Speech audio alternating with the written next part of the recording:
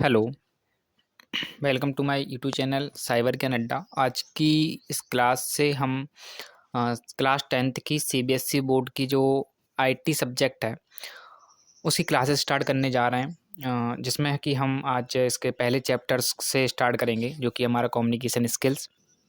समझेंगे communication skills क्या होता है, इसके आगे जो पार्ट्स होते हैं वो कौन-कौन से पार्ट्स हैं कम्युनिकेशन स्किल के। देन आगे भी इसके बारे में हम जानेंगे जो आगे हमारी क्लासेस आएँगी।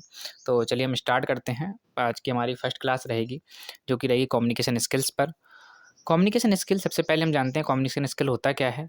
The imparting or exchanging of information by writing or using some other medium is called communication। मतलब कि जो भी इंफॉर्मेशन है या जो भी डेटा है, जो भी इंफॉर्मेशन आप किसी पर्सन को या किसी को भी बताना चाहते हैं, उसको बताने के जो तरीके हैं, उसके बताने के जो मेथड्स हैं, वो हमारे कम्युनिकेशन के मेथड कहलाते हैं। और वो मेथड क्या हो सकते हैं? तो राइटिंग हो सकता है, या आप किसी को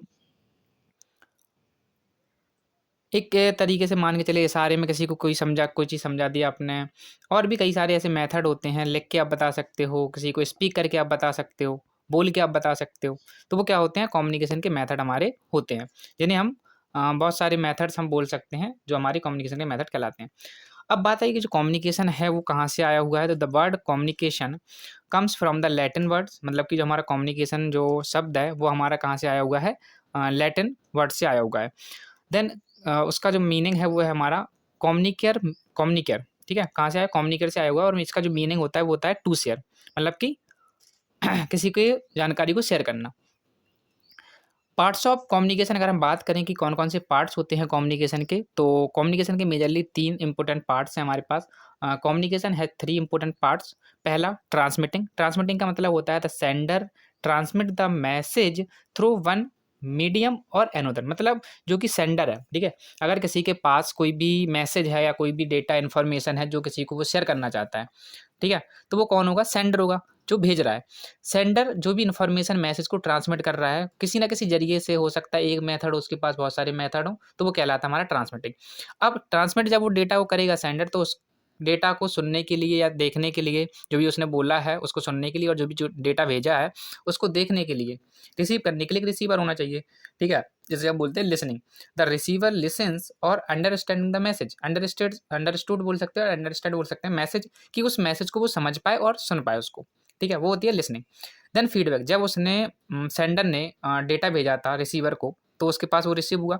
अब रिसीव होने के पास उसके बाद वो क्या फीडबैक दे रहा है, ठीक है? उसको उस डेटा से या इन्फॉर्मेशन से क्या समझ में आ रहा है, क्या उसको रिटर्न में रिप्लाई देना है, वो हमारा कहलाता है feedback. The receiver convey their understanding of the message to the sender in the form of feedback to complete the communication cycle. जो कि हमारी पूरी की पूरी कम्युनिकेशन साइकिल कहलाती है। पहले सेंडर क्या करेगा? ट्रांसमिट करेगा मैसेज को। देन जो रिसीवर होगा उस मैसेज को लिसन करेगा, समझेगा, और उसके बाद क्या रिस्पॉन्स देना है, क्या रिप्लाई देना है, उसको फीडबैक के रूप में दे देगा सेंडर को। तो ये पूरी जो मेथड होता है हमारा, वो क्या कहलाता है? कम्युनिकेशन साइकिल्स हमारा कहलाता है, ठीक है? तो आज की क्लास में हमने जाना कि कम्युनिकेशन क्या होता है, देन कहाँ से आया है कम्युनिकेशन शब्द हमारा, एंड पार्ट्स ऑफ कम्युनिकेशन क्या होते हैं। तो आगे की क्लासेस में इसी तरीके से हम धीरे-धीरे करके इन सारी चीज़ों के बारे में समझते चलेंगे, जो कि हमारी क्लास 10th की आईटी की क्लासेस रहेंगी, ठीक है? और सीबीएसई पैटर्न पे होंगी, एनसीईआरटी की जो है पैटर्न, उस पे ही रहेंगी सारी क्लासेस, सारे टॉपिक्स, ठीक है? Okay, thank you.